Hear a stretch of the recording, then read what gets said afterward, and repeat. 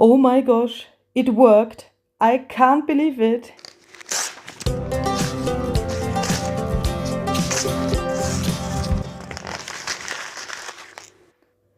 Hi there, this is Luise Heinzel. Welcome to my channel Junk Journal Art. So today I'm here with a really spontaneous video because I just tried something out and it was some kind of happy accident that I have this awesome pattern on this tea bag. So it's a normal ordinary tea bag and I managed it to get this pattern on it, and I thought I would like to show you how I made this. So normally I have these things here at the moment on my desk and I'm working on a totally different project, but I had to show you what I just figured out. So hopefully you are the same opinion like me, that this looks really gorgeous, and I'm so happy, and hopefully you think the same about this, and hopefully you haven't seen this technique before. So for me it was totally new, and as I said, it was some kind of happy accident that I figured out how to do this. So I'm so excited to show you how I made this. So what you need for this are some tea bags, of course.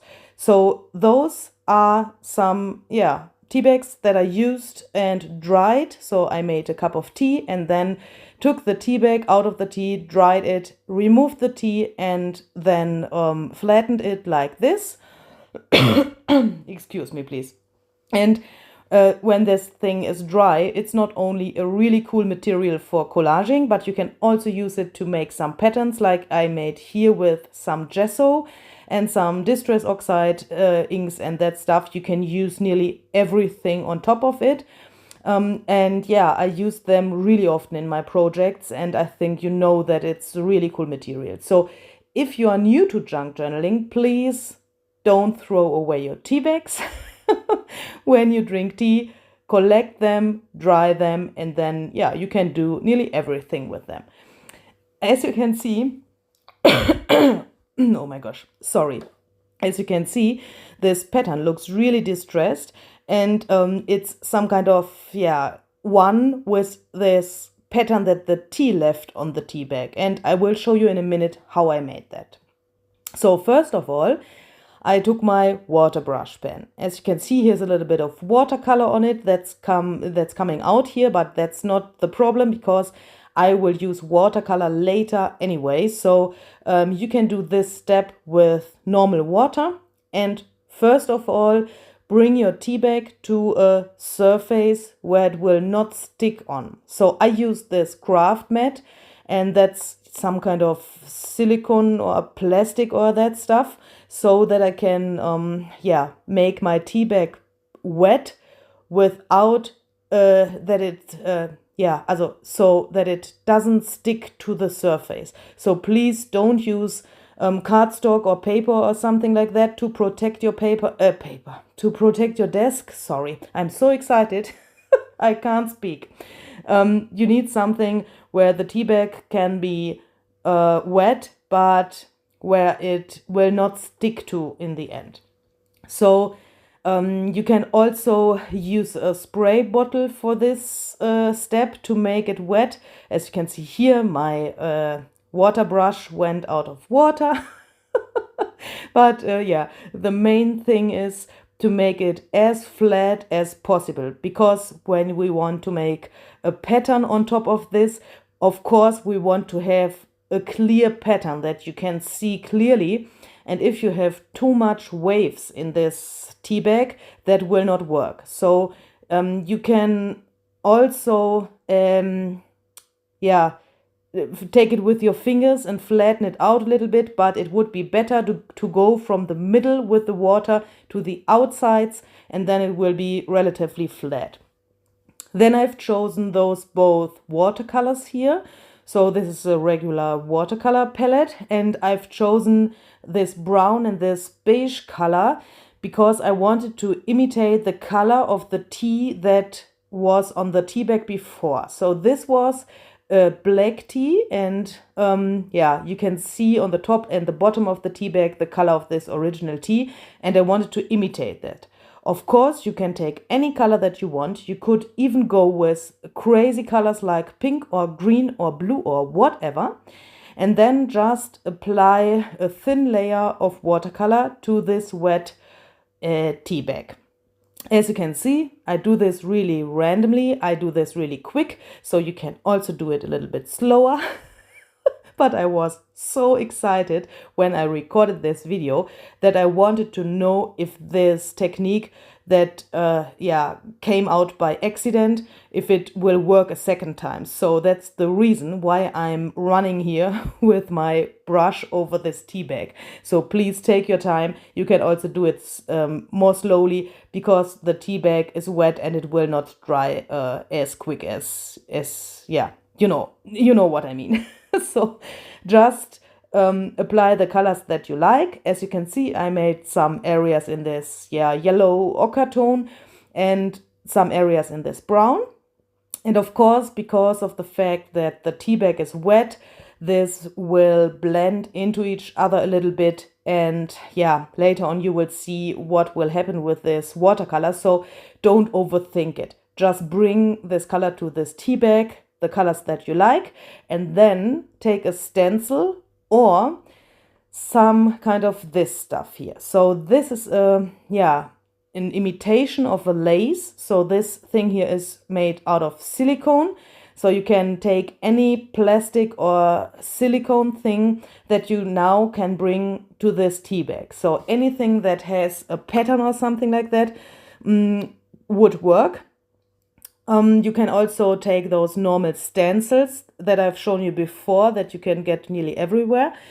But this thing has to be, it has to be stickable to this tea bag. So when you press it down, you will recognize if it will stick to the tea bag or not. So it would be good if it will stick there.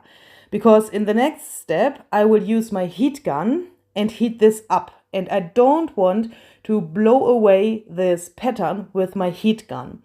When you use a hairdryer for this technique, you have to be really careful, because a hairdryer has a little bit more air coming out than this heat gun here.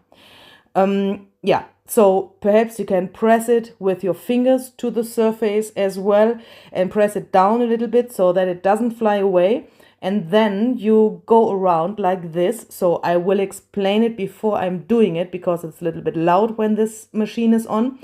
And don't stay on one place when you use your heat gun, because that can melt your silicone lace or your stencil. So go around with the heat gun and move it while you are drying it.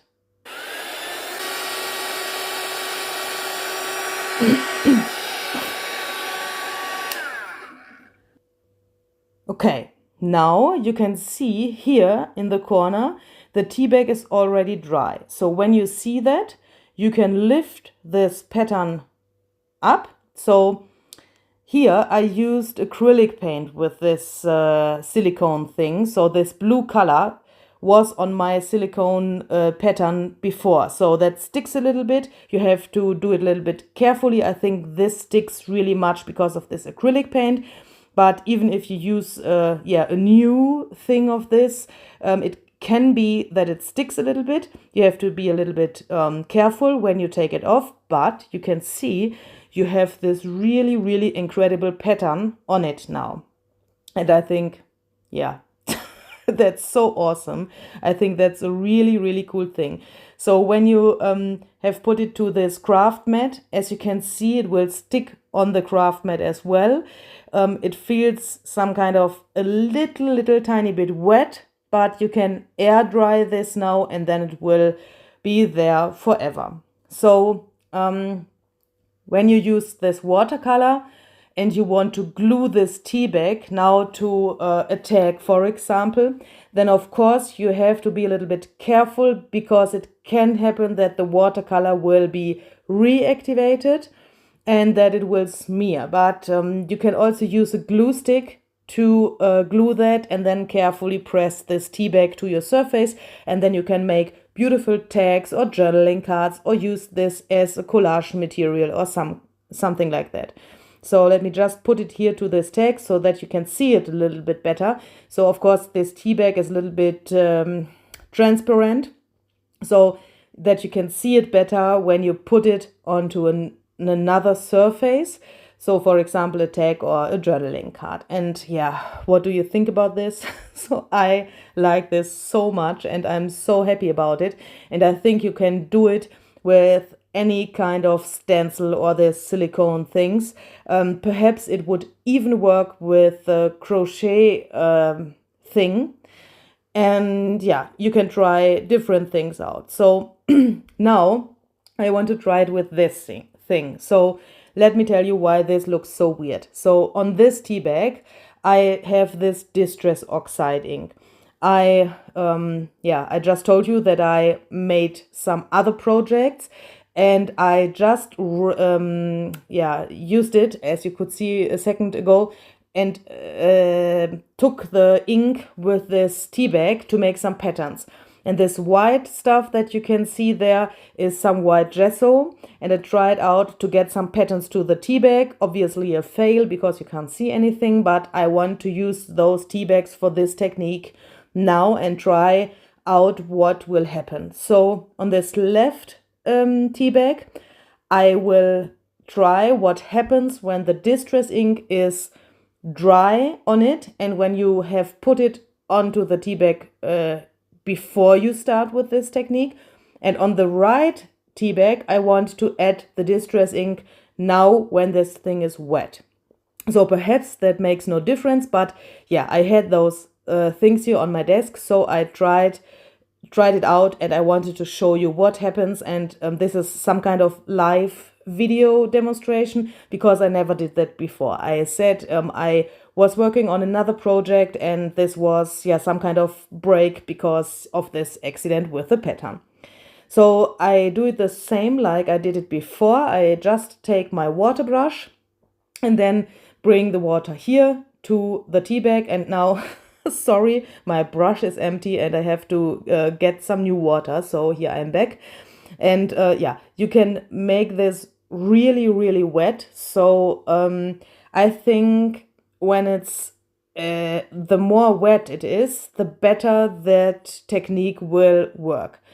It will, of course, take a longer time to dry, but when this thing sticks to your craft mat, this will this will make the pattern more visible, I think, because the lace can lay flat on it and everything sticks there and stays in place.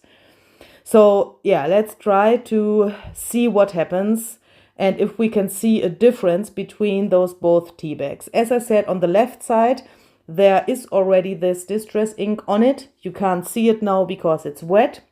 And I will just apply some of this distress ink in the same color to the right tea bag. For that, I apply it to my acrylic block. You can also, of course, put it to a glass thing or something like that. And then I press my acrylic block here to this tea bag. And it was a little bit hard to get the ink to the tea bag because I couldn't see where it is because of this green craft mat underneath. But yeah, I just brought it there where I thought it has to be. Perhaps it would be better to take one of those white glass things that you sometimes can see in craft videos. Perhaps I have to buy some of those to see this a little bit better. And yeah, that green also looks not so nice. I mean, this green of this craft mat. But yeah, let's try it. So for this two things here, I've chosen the same material but another pattern to make it a little bit more interesting and to try it out if it would work with this thing as well. So I decided that I want to have this flowers here. So this flower frame and this little flower and this tiny things there on the bottom. Of course, you can place this thing over your tea bags like you want it.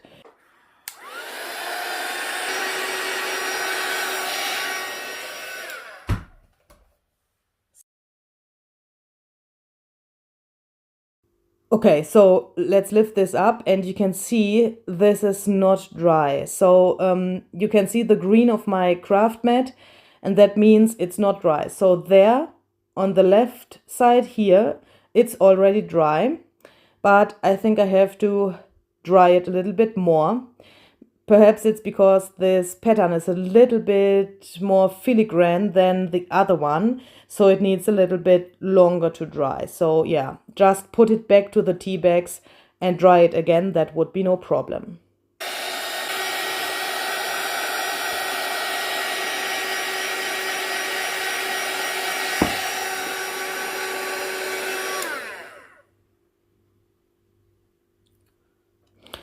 Okay, so that looks much better.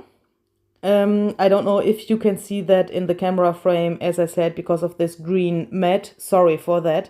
But when I lift it up, and I will show you in a second, then you can see it much better and you will see that this really worked. So I'm so surprised. This was the tea bag where the distress oxide was on it before. And as you can see, the color obviously moved and made this pattern. I don't know what happens here, but yeah, you can see that the pattern of the lace, this plastic lace, is now here. And I think with this white gesso, in combination with the white gesso, it looks really, really nice. And I can imagine really awesome things with this.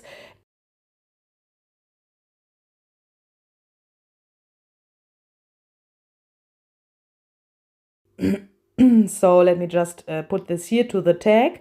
So I think there's nearly no difference between this thing here and the other one. So this was the tea bag where I put the ink on when it's wet.